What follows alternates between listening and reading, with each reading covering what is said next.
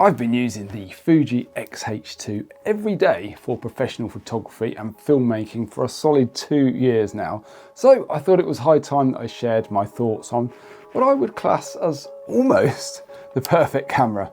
And this video is kindly sponsored by Squarespace, the all-in-one platform to build your perfect website. So I've broken this video down into 2 sections, 5 things that I really like about the X-H2 and 5 things that have gone wrong or I'm not so keen on. And hopefully this might help you if you're considering picking up one of these cameras. Now, I've definitely put this camera through the mill, if you like. It shot portrait shoots, documentary projects, commercial shoots, plus it's been my go-to camera for all of these landscape photography adventures here on YouTube, where I have to say it's got a right battering at times from the elements. So let's get on to the first point. Oh, and before I forget, I've got a photography project announcement at the end of the video as well that I'm really excited to share. And I've got a few photos that I've already taken from that project, so please be sure to stay right till the end to check that out as well.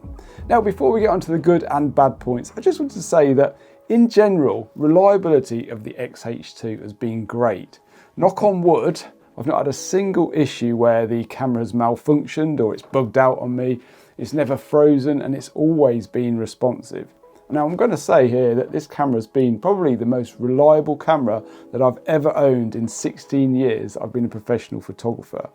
And in this regard, I think it's on par with Nikon's D800s that I was shooting with for several years before I moved to the Fuji system. And I found those cameras super reliable as well. So yeah, reliability has been fantastic. So let's get on to the first thing that I absolutely love about the X-H2, and that is the ergonomics of this camera. Now, of course, everybody's hands are a bit different, aren't they? But for me personally, it just fits my hands so well. Everything is, feels just perfect. Everything's where it needs to be. All the function buttons are really easy to get to, and it just feels really well thought out. I think the grip, it's quite large and it's very, very comfortable even if you're wearing gloves. And I found even with a large lens attached to it, like the 70-300 here, it still feels really nice to hold. You can hold it quite comfortably with one hand. And also if you're using the camera like for long periods of time, I found that, say you've got the camera by your side when you're not shooting, it just hangs nicely in your hand. You never feel like you're going to let go of it. And that means you don't need to grip it tightly. I think sometimes when you're holding a camera for long periods of times, if you're feeling like the X-T3, for example, I've really got to hold on to this to make sure it doesn't slip out of my hand. Whereas the X-H2, I can just sort of have it rest in there. It feels like it's not going to slip out. So the ergonomics of this thing are absolutely fantastic. So the next point is weather sealing. So as you know, landscape photography can be quite demanding of a camera in this regard, especially if you shoot a lot of seascapes like I do. And this camera gets wet, I would say at least once a week, and it's always coped with it really well. It also performs well in cold conditions as well. I've shot down to about -7 degrees Celsius without any problems at all.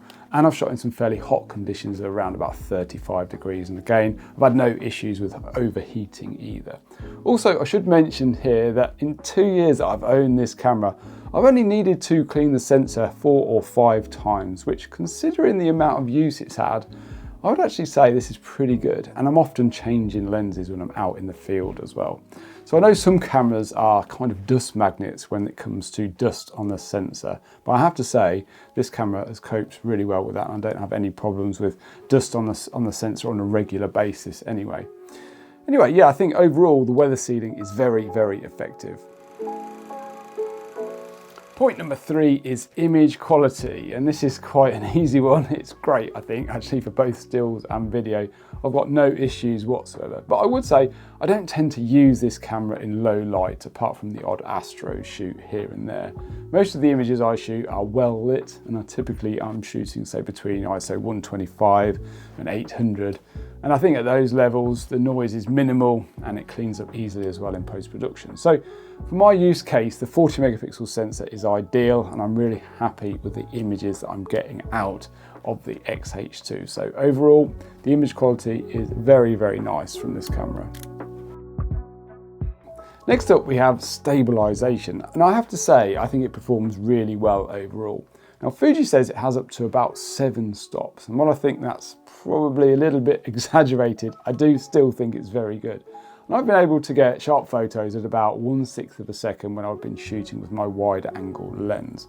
I've even had some success at about 1/3 of a second. But I'll come back to stabilization in the negative points because it's not all rosy.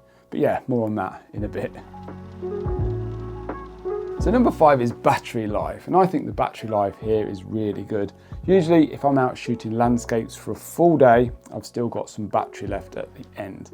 Of course, I always bring a spare as well, but overall the battery life is really, really good, and I'm very, very happy to say, yeah, it does everything I need on one battery pretty much most of the time. So before we get on to the negative points, I'd just like to kindly thank the sponsor of this week's video, which is Squarespace. Now, I've been using Squarespace for many years to create my website, and one of the things I love is how simple it is to host a membership or club. My club is called the Photographer's Clubhouse, and it's where I share my behind the scenes editing sessions, galleries, and much, much more. And because it's part of the Squarespace platform, it fits seamlessly within the rest of my website. Now, you don't need any experience in web design to get started with Squarespace. You simply log on and take a look at one of their amazing award-winning templates.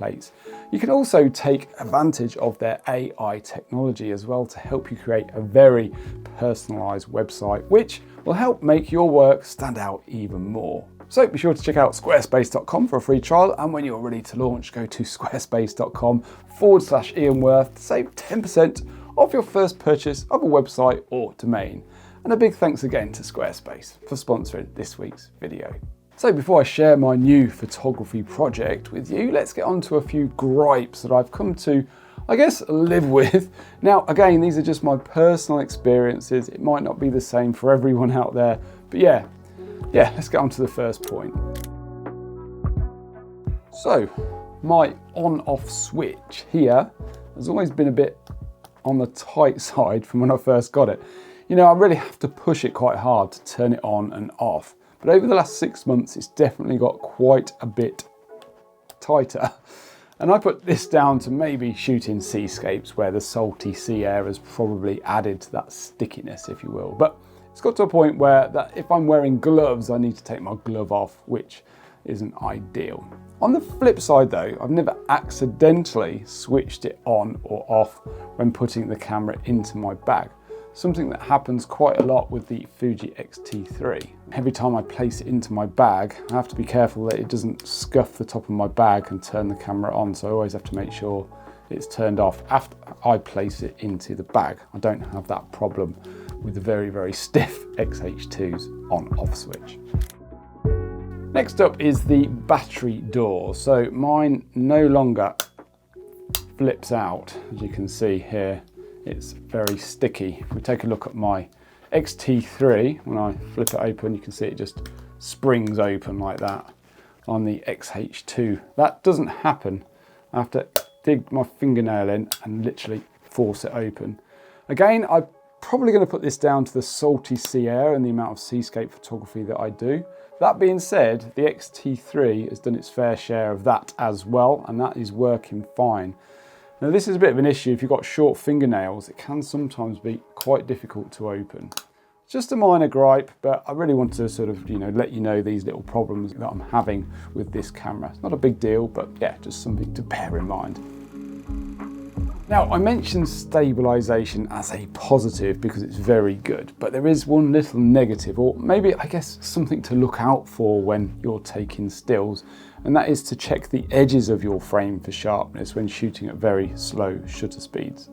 So typically when I take a landscape photo, I push the joystick in to review my image, and that zooms in to the point of focus, which is really handy, and you can check that everything is sharp.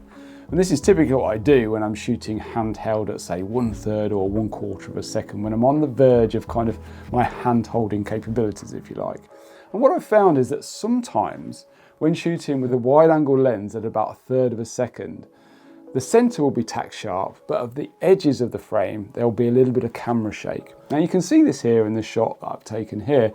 The center is great, but at the edges, yeah, there's just that little tiny bit of movement in the rocks. So it's something that's caught me out quite a few times. So yeah, it's definitely worth checking the edges of your frame as well as the center when you're shooting, probably anything at about 1/10 or slower when you're shooting handheld. So next up is changing ISO, and yeah, with the shutter speed and the aperture, when you turn the aperture ring and the shutter speed dial, your shutter speed and aperture values change on the LCD down here, and you can see everything else as is. But when you change your ISO, it brings up an ISO scale on the right hand side of the LCD and the viewfinder. And this scale is the only thing that's visible on the screen, so you can't see histogram, you can't see your other settings. And I just don't really see the point in that. I don't see why they couldn't just, change the ISO down here in the bottom of the live view as you do when you change the settings of your shutter speed and aperture. That way you'll be able to see your ISO change, and you'll be able to see that reflected in your histogram and also the exposure of the image on your LCD. Seems like a real easy fix. I've tried to, look in the menu system, see if I could change that. I can't see any way that you can. If you know of any way that you can change that just so it looks the same as the shutter speed and aperture, please do let me know. So point number 10 is weight. Now, the weight of this camera I think is quite weighty for an APS-C camera. At 660 grams, it's about 100 grams heavier than the X-T5. Now, I think the main reason for this is it's got a full-size HDMI port, it's got a 3.5 headphone jack, and it's also got a CF Express card slot here in the side. Now, I don't really use the CF Express card. I'd be happy with the 2 SD cards. I don't use the HDMI port or the 3.5 headphone jack. So yeah, I don't really use those. But obviously there's a lot of photographers out there that do use those things, and it is important for them. But I would have liked to have maybe seen a smaller HDMI port. I don't really need the headphone jack. And maybe they could have shaved like 60 or 70 grams off this camera, which I think would have, helped the user experience. Just for comparison, the Nikon Z7 II is about 10 grams heavier than the X-H2, and that's a full frame camera, so very similar in weight. So you can see what I mean. I think with an APS-C camera, you'd like it to be a lot lighter than a full frame counterpart or equivalent. But let's go on to my new photography project, and this is something that's been bubbling along in the background for a little while. So my new project is going to be called Between the Hills, and it's a photography project documenting the life within the landscape areas that I typically shoot in. So whenever I visit a new location, I pass through these little communities, villages and towns, all with their own unique story to tell, and I really want to document these places in a way that shows life past and present and how it fits and integrates within these popular landscape areas that I visit. So I think the name Between the Hills, works really well, and I've already started making a few images. I've already shared a few in a few previous videos, and obviously I'm sharing a few here too. Now I'm thinking of making a digital zine every 12 months or so where I share some local stories and images from these locations. So yeah, I'm really excited to see where this leads, and I think it could be a really fun project, and I'm really excited about it. Anyway, I do hope you enjoyed this week's video. If you did, please be sure to check out the video that is up the top there. And if you're interested in seeing my behind the scenes editing sessions, be sure to check out the Photographers Clubhouse, which is linked up the top there. Anyway, until next week, please take care, and thanks again for watching.